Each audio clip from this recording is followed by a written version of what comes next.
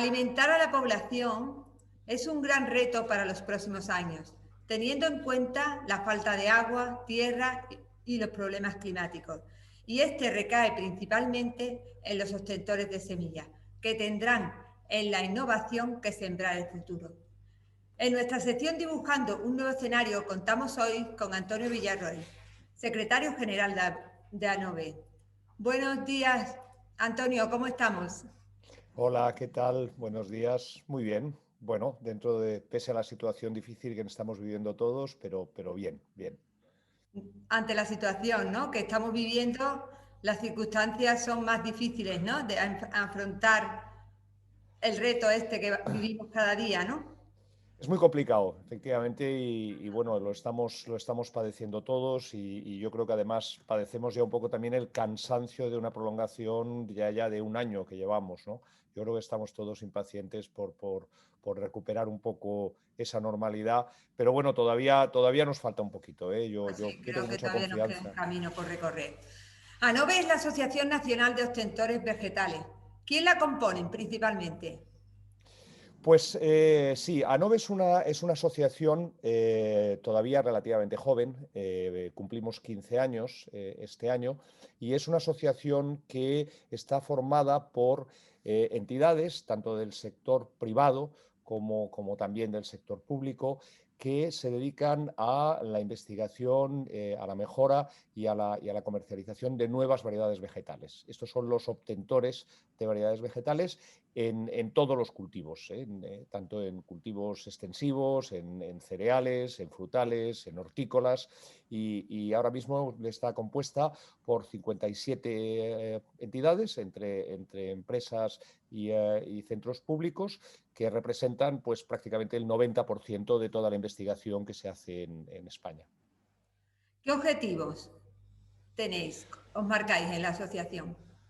Bueno, como toda asociación profesional, el primer objetivo que tenemos es defender y representar colectivamente los intereses de este sector, de esta industria, que es un sector todavía muy desconocido para la sociedad, e incluso me atrevería a decir, incluso para los agricultores, que son nuestros principales clientes, y que sin embargo pues, juega un papel fundamental en la agricultura del siglo XXI.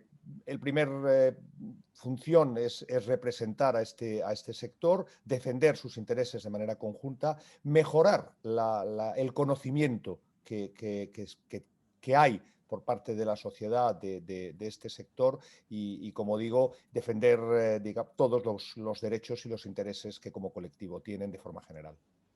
Uh-huh. El mercado español de semillas es el tercero más importante de Europa, con una facturación de más de 600 millones de euros. ¿Cuál es la situación actual con un nuevo escenario creado por esta pandemia?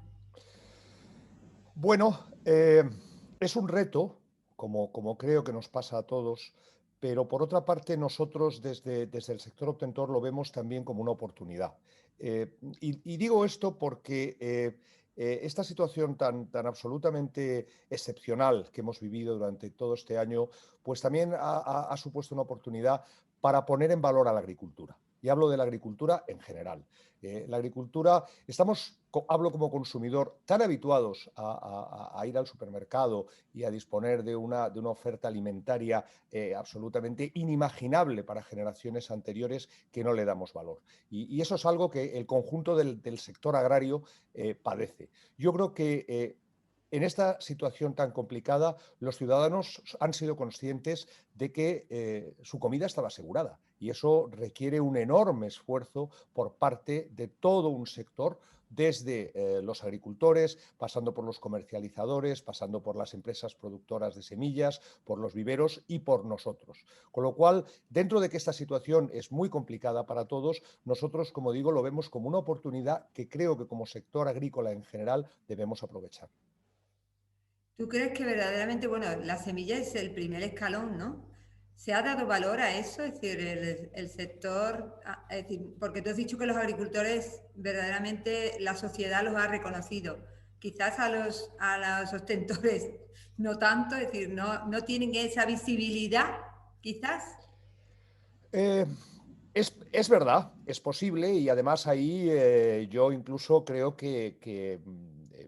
o sea, voy a decir que podemos entonar incluso un mea culpa por nuestra parte. Es decir, si no somos más conocidos, si no somos más apreciados y más valorados, seguramente es por culpa nuestra.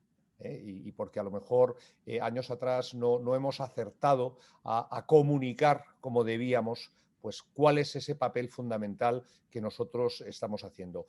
También tengo que decir que en estos últimos años se ha producido un cambio muy, muy, muy significativo. Y yo creo que podemos hablar de ello, pero no solamente de la situación actual de la pandemia, sino los riesgos que estamos teniendo por la globalización, el cambio climático, las amenazas que tenemos.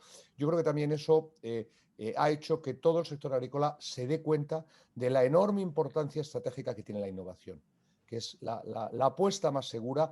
Casi me voy a atrever a decir que la única apuesta que puede hacer la agricultura y el agricultor español hoy en un mercado tan competitivo es a través de la innovación. Competir por precio, yo creo que es el camino más directo a la ruina. Siempre va a haber agricultores y terceros países que van a producir más barato que nosotros. Con lo cual, la única apuesta que tenemos que hacer y que podemos hacer para nuestra agricultura es la innovación. Y ahí yo creo que sí que es verdad que los agricultores son cada vez más conscientes del papel fundamental que juegan las nuevas variedades, que es el principal factor que añade valor añadido a su producción. Está claro, en las últimas, cuando hacemos entrevistas a los productores, sí que es verdad que ellos cada día se dan más cuenta de que es importante para ellos obtener variedades que innoven y que estén en el mercado, pero siguen con ese estigma de que es muy caro, de que dependen mucho de ellos y por eso se aprovechan. Es decir, ¿eso cómo lo gestionáis vosotros para que el sector productor tenga otra imagen del sector ostentor? Bueno, primero ahí hay mucha mitología, porque dentro de los insumos que el agricultor tiene que utilizar, la semilla es el más barato. Es decir, si tenemos en cuenta lo que cuesta la fertilización, lo que cuesta maquinaria, lo que cuesta la infraestructura, la semilla no es, desde luego, el insumo más caro. Y sin embargo, es el que más se traduce en valor añadido. Si cojamos por ejemplo el tomate, que es un cultivo emblemático en España en muchas zonas, ¿no? Es verdad que hay muchas veces y agricultores que se quejan y se escandalizan de decir, pero ¿cómo es posible que un kilo de semilla de tomate cueste 75.000 euros? Eso es un disparate, ¿no? Porque es un coste enorme. Ya, pero hay que tener en cuenta que es que un kilo de semilla de tomate produce 4.000 toneladas de tomate. Es decir, más de 4 millones de kilos de tomate cuyo valor en el mercado, a un precio medio voy a poner de euro y medio, 1,8 euros, es de 7 millones de euros. Es decir, la semilla cuesta un 0,1% de lo que es el valor de esa producción final. Y si no fuera por la semilla y por la investigación, no tendríamos variedades de tomate adaptadas a las circunstancias que tenemos hoy, no tendríamos variedades de tomate y tomate todo el año. Eso solamente es posible con un enorme esfuerzo. Y vuelvo a decir lo mismo, hay países, Holanda, otros países europeos que compiten en algunos nichos con nosotros y cuyos costes son todavía más elevados que los nuestros y sin embargo consiguen vender y consiguen competir por arriba con nuestros agricultores. No creo que la reducción de costes a cualquier precio sea la estrategia más inteligente.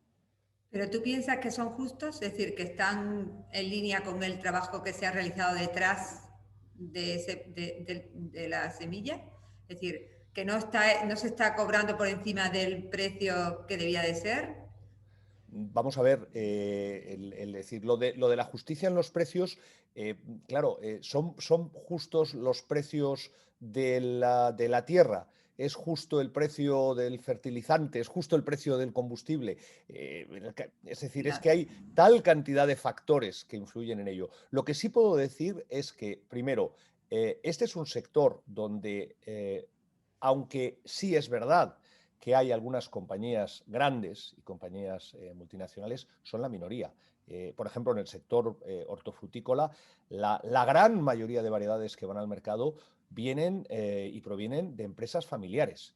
de empresas pequeñas, de empresas que tienen en torno a 100 empleados y facturaciones de unos pocos millones de euros. Ese es el perfil medio de empresa que nosotros tenemos y esa empresa sobrevive gracias a esa inversión. Con lo cual, se ganan la vida, pero no es un extraordinario negocio. Hay que tener en cuenta además que la competencia es tremenda. Es decir, conseguir sacar una variedad hoy al mercado son muchísimos años de trabajo, más de 10 años de trabajo, con unos costes además de incertidumbre tremendos, porque cuando los investigadores hoy están haciendo los cruzamientos de lo que van a ser las variedades que van a llegar al mercado dentro de 8 años, 9 años, 10 años, ¿con qué circunstancias nos vamos a encontrar? Tienen que hacer un ejercicio de adivinación de por dónde va a ir el mercado, de por dónde va a ir el clima, para sacar las variedades que necesitarán los agricultores entonces. A veces aciertan, otras muchas veces fracasan. Y a mí me decía uno que el problema de esto es que es como las cintas estas de los gimnasios. Cada vez tienen que correr más e invertir más solo para no caerse para atrás, no para avanzar, Para ¿no? estar al día, ¿no? Para estar ahí al día. Para estar al día, exactamente. Está claro que la pandemia ha cambiado un poco la mentalidad de los consumidores y a nivel mundial en el tema de la sostenibilidad. ¿Qué responsabilidad tiene el sector ostentor en crear un mundo sostenible? Pues tenemos mucha. Y además nos están echando más todavía encima de la que tenemos, ¿no? Porque, vamos a ver, tenemos por una parte una situación. Yo haría una reflexión primero, si me permites, general. Primero, la sostenibilidad es una necesidad nueva. Somos la primera generación en la historia de la humanidad que es consciente de los límites del planeta. Es como que de repente hemos caído en la cuenta de que el planeta tenía límites, de que ya no tenemos más tierra disponible para cultivar, que los recursos los podemos agotar y por tanto que tenemos que hacer un buen uso de esos recursos.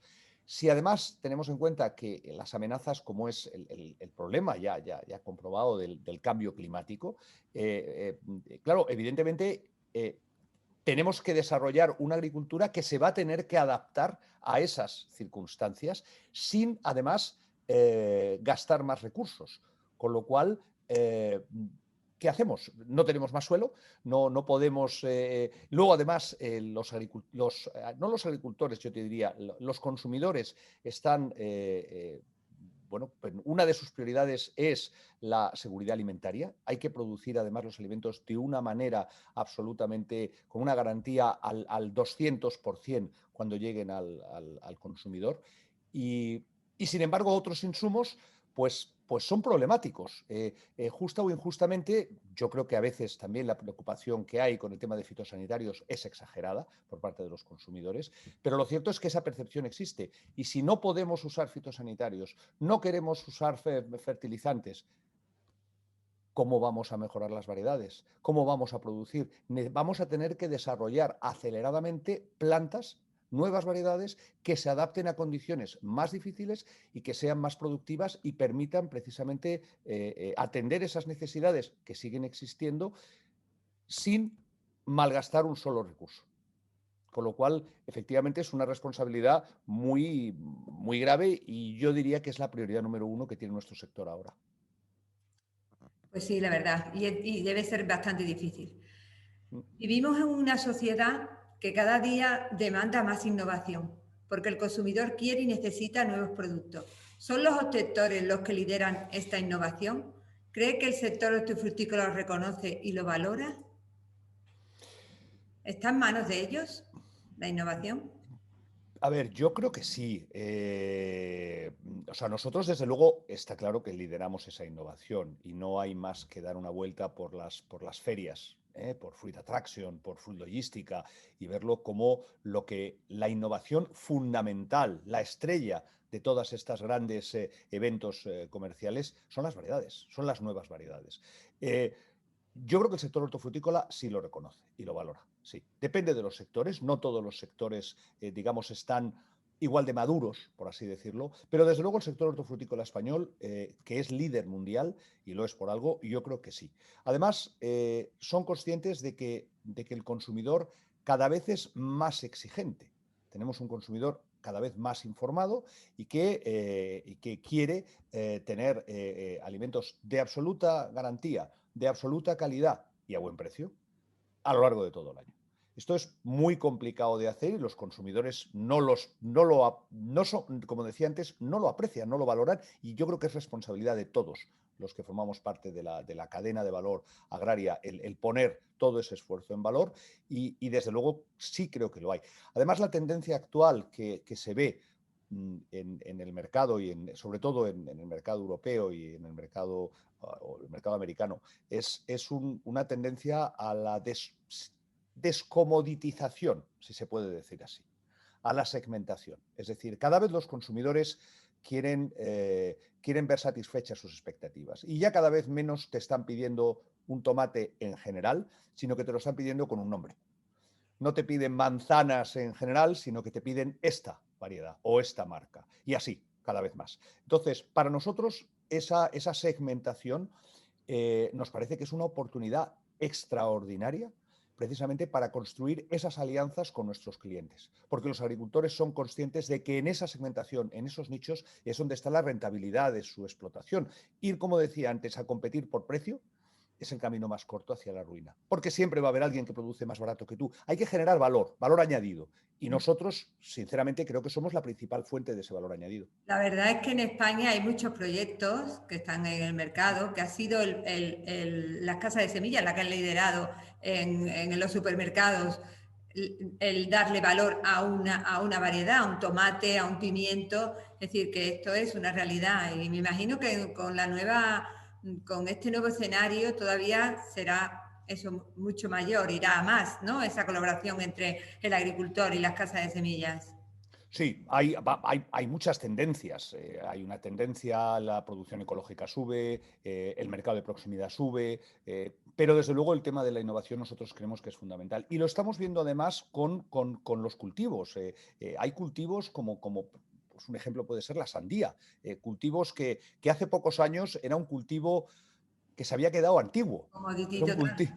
Sí, las sandías eran muy grandes, tenía muchas semillas, la calidad organoléptica tampoco era nada del otro mundo. Y entonces, pues los consumidores habían dejado de comprar este producto. Gracias al desarrollo de la introducción de variedades nuevas sin semillas, de variedades con un formato más adecuado, con una calidad muy consistente durante todo el año, ha hecho que los consumidores vuelvan a comprar por tanto estamos viendo cómo el mercado de sandía crece cada año.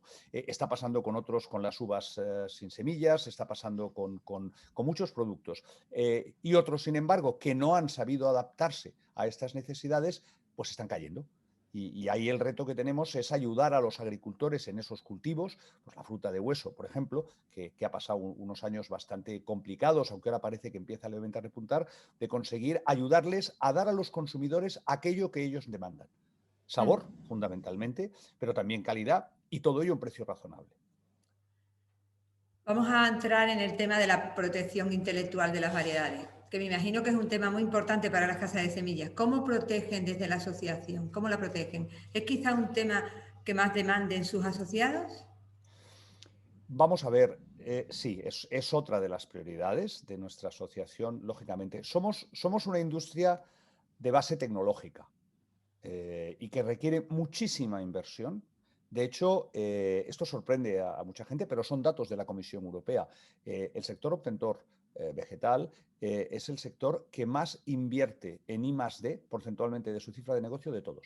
Por encima del sector farmacéutico, por encima del sector aeronáutico. Más del 20% de su cifra de negocio, de su facturación, se reinvierte en investigación. Eso, aunque las cifras totales, somos un sector mucho más pequeño, las cifras totales no sean comparables, pero porcentualmente invertimos más en I+D.